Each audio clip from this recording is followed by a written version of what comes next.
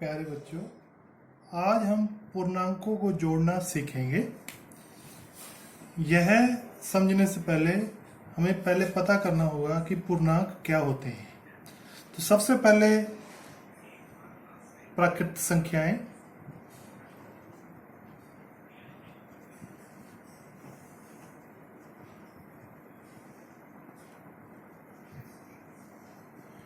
जो संख्याएं गिनती में प्रयोग होती है, जैसे किसी चीज को गिनना हो हमें, तो उसे हम उन संख्याओं को प्राकृत संख्याएं कहते हैं।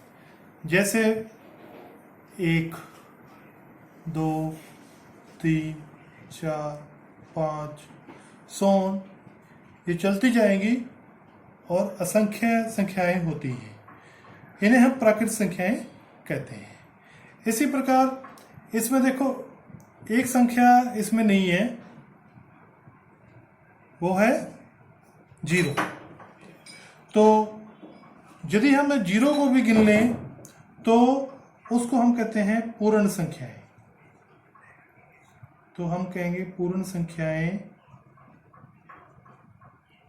क्या होती हैं।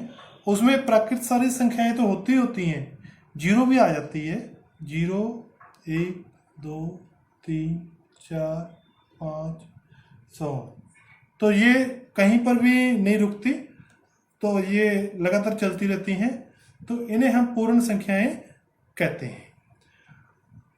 अब बारी आती है, जैसे इन संख्याओं को ये एक लाइन लगाई है हमने, इसके ऊपर हम बड़ा करते हैं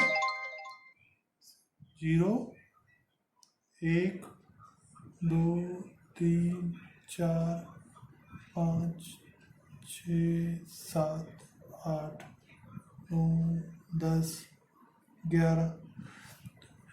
ठीक है।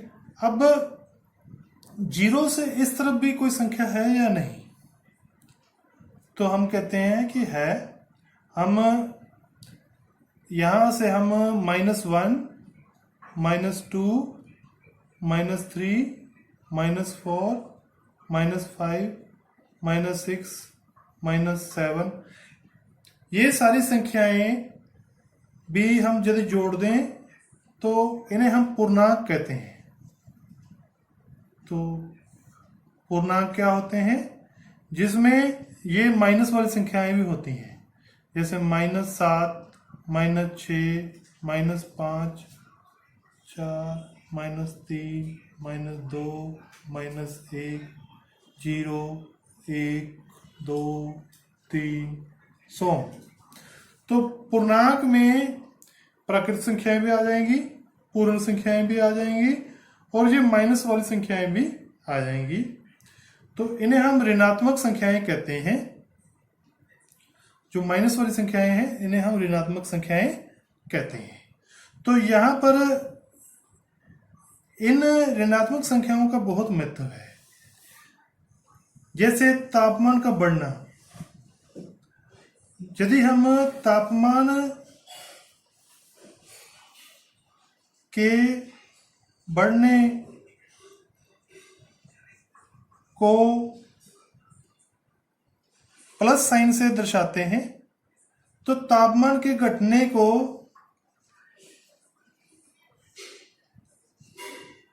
माइनस साइन से दर्शाएंगे।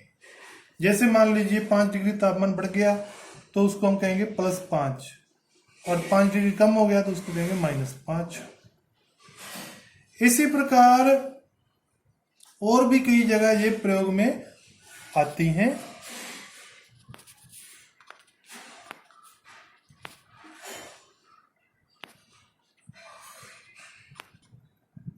जैसे खाते में पैसे जमा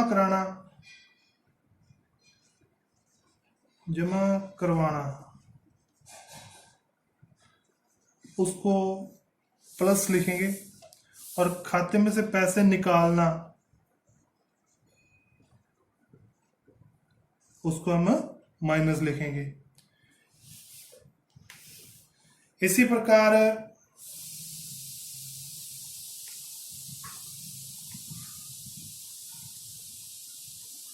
बाईं तरफ चलना, बाईं तरफ चलना, उसको माइनस साइन से दर्शाएंगे। दाईं तरफ चलने को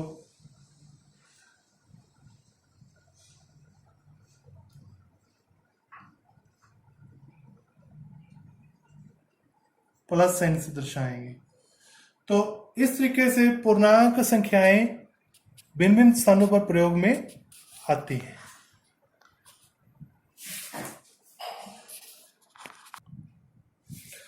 पूर्णांकों को जोड़ना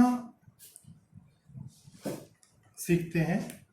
जैसे मान लीजिए हमारे पास कोई प्लस वाली दो संख्याएं हैं, 2 + 3, तो ये तो बिल्कुल सिंपल है, +2 और +3 +5। इसी प्रकार मान लीजिए प्लस के 5 और माइनस के 3, तो 5 में से 3 घटाए प्लस के 2। हम ये मानकर इसको इस तरीके से समझ सकते हैं कि प्लस का मतलब है हमारे नंबर आए हैं और माइनस का मतलब हमारे नंबर कटे हैं। तो 5 में से 3 कट गए तो 2 नंबर बच गए। इसी प्रकार यहाँ पर 2 नंबर आए, फिर 3 नंबर और आए, तो इसका मतलब कुल मिलाकर 5 नंबर आ गए। अब प्लस के 3 माइनस के 3, इसका मतलब है 3 नंबर आए थे और फिर 3 नंबर कट गए, तो कितने नंबर आए?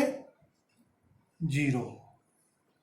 इसी प्रकार मान लीजिए 3 नंबर आए और फिर 4 नंबर कट गए, तो उसको हम -4 लिखेंगे। अब 3 नंबर आए थे, 4 नंबर कट गए, तो यानी जितने आए थे उससे ज्यादा कट गए, तो हम कहेंगे कि एक नंबर जो कट गया है फालतू का, तो हम यानी माइनस में पहुंच गए हैं, -1। तो इसी प्रकार मान लीजिए पहले 2 नंबर कटे हैं, -2, और 3 नंबर और कट गए, तो कुल मिलाकर कितने नंबर कट गए? -2, यानी 2 नंबर पहले कटे, 3 नंबर बाद में कटे, तो कुल मिलाकर 5 नंबर कट गए। हम इसको -5 लिखेंगे।